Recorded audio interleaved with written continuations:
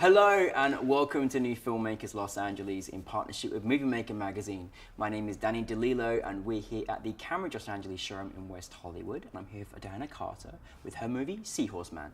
Let's take a look at the clip.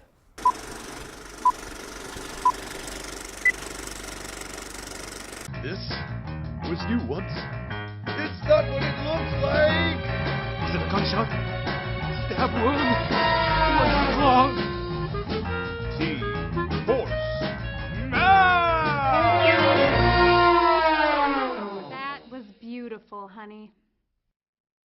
I'm so excited that you're here with us today, and thank you, Diana, for your film, Seahorse Man. But for those that haven't seen it, tell us a brief synopsis. Oh, well, first of all, thank you for having me. Of course. And thank you for showing my film. Basically, it's a 2D animated comedy, just a 3-minute short, and it kind of encapsulates this idea of a superhero cartoon, you know, something like old-timey Adam West Batman, where it's super goofy. But instead of a bat, it's Seahorse Man. So at the very beginning, kind of goes through like a montage, and then it gets to the episode. But I don't want to spoil it. The episode, you've got to watch the episode. Diana, that was like one of the best 3 minutes of my life. It was amazing. Really, so creative, so funny, so fantastic. And I had to watch it a few times to really sort of capture everything that you incorporated into the film. Where did the inspiration come? Like, where did the actual inspiration for you to be like, I want to turn this into a film and I want to make it in 2D, and where did that kind of come for you? Well, you know, I've always been really passionate about cartoons. You know, like, I was that little kid that would sit in front of the television and I would recite everything that Scooby-Doo was going to say before it was said, like, that kind of level. And then, of course, like, I think you can tell from looking at it that I love SpongeBob. We love SpongeBob. Yeah. But really, as far as like the seed that created Seahorse Man, it was a conversation I was having with this guy I was trying to impress, and I figured, well, what's the best way to impress somebody but with like random facts? So I was like, oh, I'll tell him about seahorses, and then I'll tell him about cranberry bogs. Amazing. But yeah, it stemmed from a conversation we were having, and really I feel like the best ideas come from conversations with people where you're kind of spitballing and you know, you're having like a verbal adventure, if you will, where, you know, say I would say something and then you'd add on to it, and I'd say, and then this would happen, and you go back and forth like that. That was really what happened. A verbal adventure. I love that. That's great. Well, let's continue the verbal adventure. Honestly, I just it's amazing when you make something and you sort of like, it's particularly animation, where you just fall in love with this character, and like, you know, you just instantly I was like, Seahorse Man, this is brilliant. Like, I really do. And then obviously, you know, he sort of takes a turn, and there's, you know, quite an episode. Right. You know, was it kind of, did you always have this sort of intention that you had this sort of like, there was this kind of dramatic moment in there that was like kind of very unexpected? It wasn't planned to be as dramatic when I first had the idea, but like as I was working through it, I was doing, you know, the storyboards and kind of figuring it out as I was drawing the rough drawings of it. And I figured, well, okay, well, you know, this has to be at a hospital.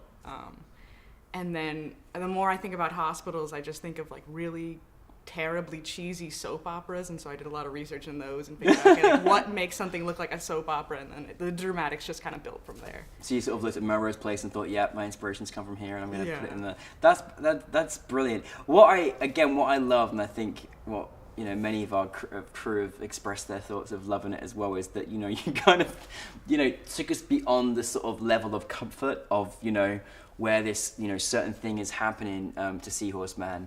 You know, you're like, oh my goodness, it's still going. Like, Right, you kind of, which is so comical and so uncomfortably brilliant as well. Was that something that was your intention? Yeah, that was definitely intended. Good, because I got it. Yeah, I was like, no, it's still happening. Because I figured, like, you know, maybe there's humor in being shocked and being made a little uncomfortable and being pushed out of that comfort zone. Instead, you're watching it and you get forced to sit through it. I thought, in some twisted way, that's kind of funny. No, it's brilliant. No, it's really, really good, and I love that style of humor as well. Now, obviously, you know, it's a very, very, very special, you know, skills that you have to be an animator. I mean, I can't underestimate how much work that goes in, and I think people outside the entertainment industry don't realize how much work goes into it as well. How long did it take you to kind of make that film? I know it's part of your work, your school, but you know, how long did it take you to make that film?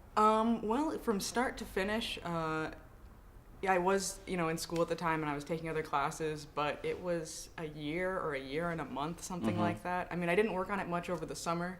Over the summer I was thinking about actually just like not scrapping it entirely, but like scrapping the story and figuring out another story for him and just like workshopping that part. Yeah. But I mean, the animation, I'd say from October until May, I was animating something like that. Yeah, so you're sort of going backwards and coming back to it. Yeah.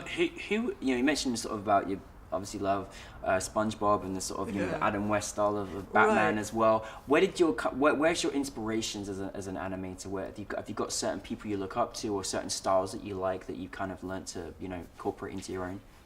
As far as like as comedy, like when I was little, I watched a lot of Looney Tunes with my dad. Oh, that was a bonding opportunity. Yeah, is watching old Tex Avery cartoons or Chuck Jones cartoons and seeing like how weird they are.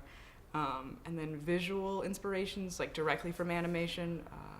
And I really love the old Courage the Cowardly Dog show, where everything's like a little bit warped looking, and that's kind of what I was pushing for in my layouts or the backgrounds in my short. That a mixture between that and Ed, Ed and Eddie. Yeah. Kind of thing. That's great. What was again? You're sort of not, you know, you're not working with humans. You know, in obviously an animation piece, and there's a lot of technical work, a lot of you know, there's a lot of editing. What was your biggest challenge in making this particular project?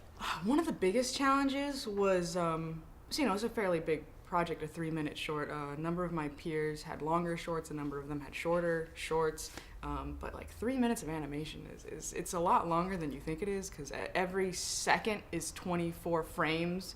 So if it was on ones, it would be 24 drawings for that 1 second, or you could put it on twos, which is what most everything's done at, and that's 12 drawings per second. But we kind of cheated it a little bit, and it was on threes or fours. But still, it's a number of drawings, and you're not guaranteed any help. So potentially you're doing this whole project by yourself. You know, the only one that's accountable is yourself. Luckily, I did have a fantastic crew helping me, but, you know, I didn't want to push them too hard. They all had their own classwork. You know, it's unfair of me to say, like, hey, well, mine comes first. So, you know, that was a challenge. And then, you know, once they did get started working, looking at their fantastic work and saying, okay, this is great, but does it look like the other shots? Does Seahorseman or his girlfriend Gina look just like their character design every frame and from one shot to another shot? Yeah, just really like harmonizing everyone's styles and making it feel like one shot or one show rather than just an accumulation of a bunch of different things cut together. That was a huge challenge. Right? Well, I mean, I can't imagine my life without Seahorseman. That's how I feel. What's it like, you know, after spending, you know, a year and a month creating this project and making it happen, then to have it at NewFilmmakers LA in front of an audience? What's that feeling like? It's pretty amazing. You know, honestly, when I finished it, there was so many long nights working on it up until that deadline. I had a midnight deadline, and I think I finished it 15 minutes beforehand. It was tight. Sounds like school, yeah. Yeah, but and it's one of those things, like it was so taxing working on it that you kind of don't want to look at it for a number of months afterwards. Yeah. So it's really nice. Like I've had some space from it, and it feels a lot better going back to it. And then it just feels amazing being somewhere. You know, I'm from Connecticut, so that's, you know, as far onto the other side of the country as you can get, pretty much. Just to be on the other side of the country and have these strangers appreciate it, it just feels amazing. Oh, well, I mean, it's down to your wondrous talent. What's next for you, Dinah? Well, I just moved here a week ago, so right now I'm looking for a job. I'm just perfect time. You've just had your film successful in a film festival. You've just moved to LA. You're amazingly talented, and you know every studio and should be after you. So you know Disney, DreamWorks, Nickelodeon. Dinah's available, right? Yes, I am. Well, listen, thank you so much, and you know, thank you for sharing your life with your amazing Seahorseman with us, and congratulations and welcome to LA. And we know you're going to be very successful here, so thank you very much. Thank you. Thank you, Dinah, everyone.